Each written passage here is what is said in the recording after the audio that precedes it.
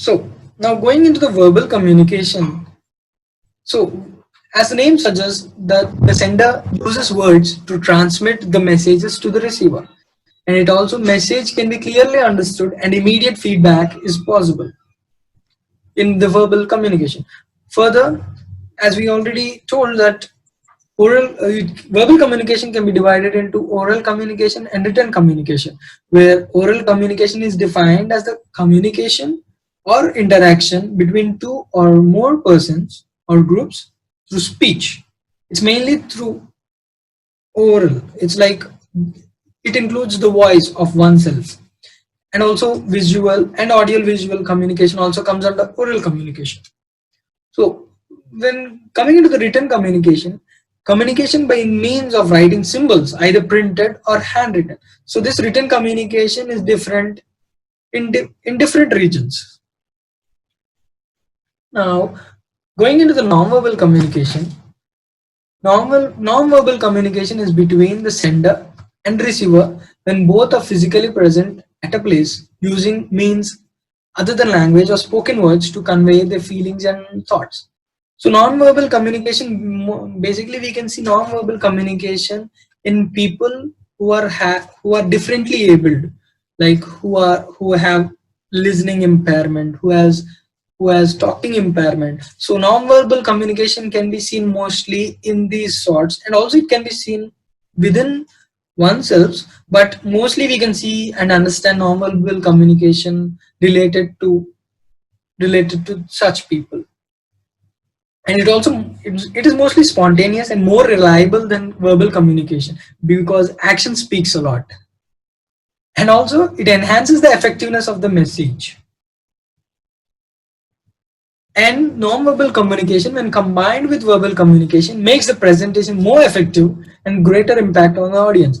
Like this picture suggests us that non-verbal communication acts acts the major in a communication because it constitutes to 65% of the communication which we do generally, and verbal communication only constitutes 35 percentage. So we have to take utter care of non-verbal communication when we are communicating with others.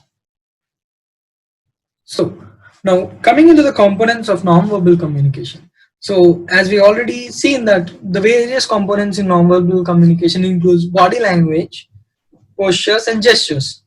Like we can see a person sitting, standing, walking, nodding his head, and his different sitting postures, which actually creates an image of the person to the others. And also the different facial expressions, which tells us that either we are happy, we are with joy, or we are sad, or we are sorrow, and are we angry on others. And also the different movements which we make with our body also delivers an impression to the other person. And also the nodding of head is also important, and also the physical appearances. And mostly the eye contact should be one of the most major component of non-verbal communication.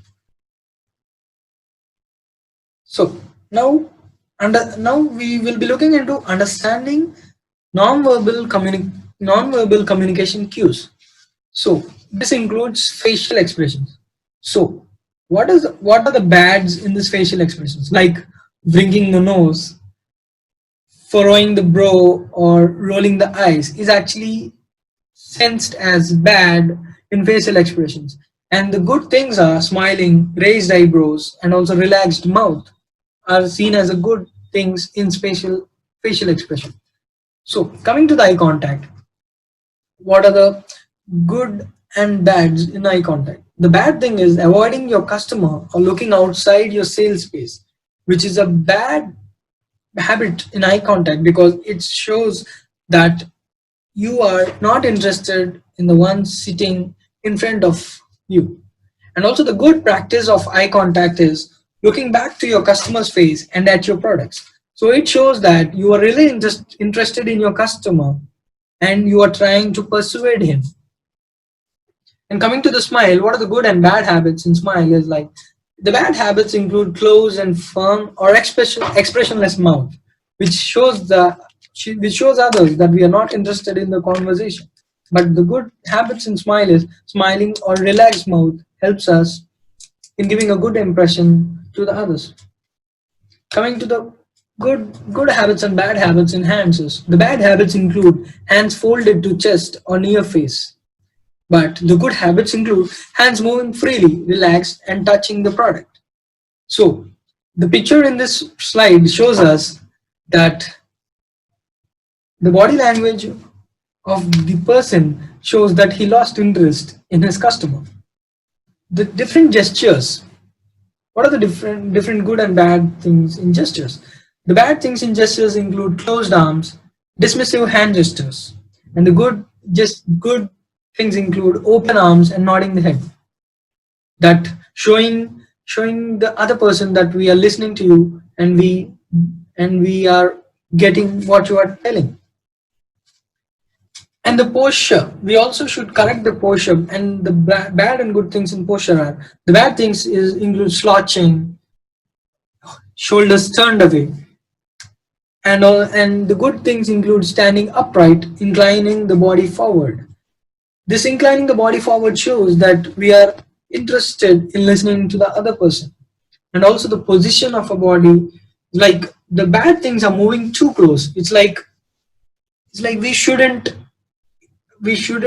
get too close to the person. We shouldn't get too close into his personal space or private space. And we should correct a position if we are doing so. And also facing away is also a bad thing in position. And the good thing is observing personal space, accommodating the cultural differences, because the personal space or the private space differs from each culture to culture.